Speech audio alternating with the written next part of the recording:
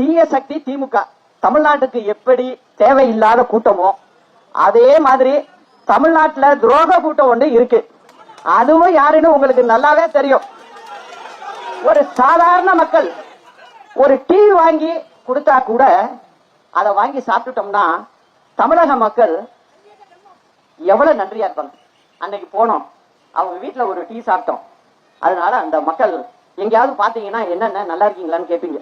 இதுதான் நம்ம பழக்கம். ஆனா கனவுல நினைச்சுக்க கூட பார்க்க முடியாத ஒரு பதவி.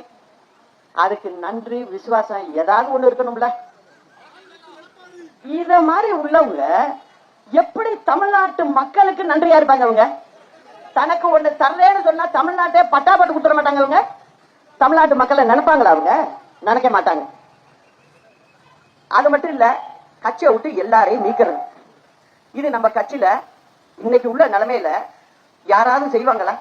எல்லாரையும் ஒன்றா அணைச்சு நம்ம இந்த திமுகவை தோக்கடிக்கணும் அப்படின்னு தான் நினைப்பாங்கள ஒழிய அதை செய்யல. இதுல இருந்தே என்ன தெரியுது? ரெண்டு பேருக்குமே அண்டர்ஸ்டாண்டிங் இருக்குமோ அப்படின்னு ஒரு சந்தேகமும் வருது. 10 தொடர் தோல்வி, எல்லாரையும் நீக்கிட்டு இதை மட்டும்தான் கண்டிருக்காரு.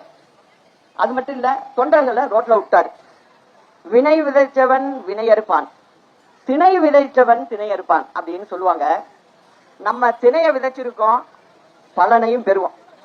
நீங்க வினை விதைத்ததால் அதனாலதான் இது வரைக்கும் நீங்க வெற்றி பெறல. நான் பொதுவா யாரையுமே காலில் விழ வந்தா விழாதீங்கப்பான்னு சொல்லுவேன். அன்பும் சரி மரியாதையும் சரி மனசுல வச்சுங்க போறோம், அதுதான் வேணும் அப்படின்னு எல்லார்கிட்டயுமே சொல்லுவேன்.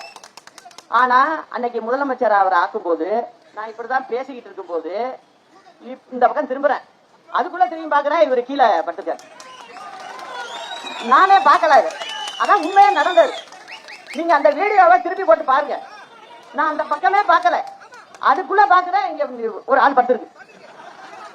அப்புறம் எந்திரிச்சோன்னா தட்டி கொடுத்து இந்த மாதிரிலாம் செய்யாதீங்க, நான் சொல்றேன் அவர்கிட்ட இந்த மாதிரிலாம் செய்யாதீங்க அப்படின்னு சொல்லிட்டு, நான் முக்கிய மக்களை பாத்துக்கிறதுக்கு தான் நியமிச்சுட்டு போறேன் அப்படின்னு நான் சொல்லிட்டு போறேன்.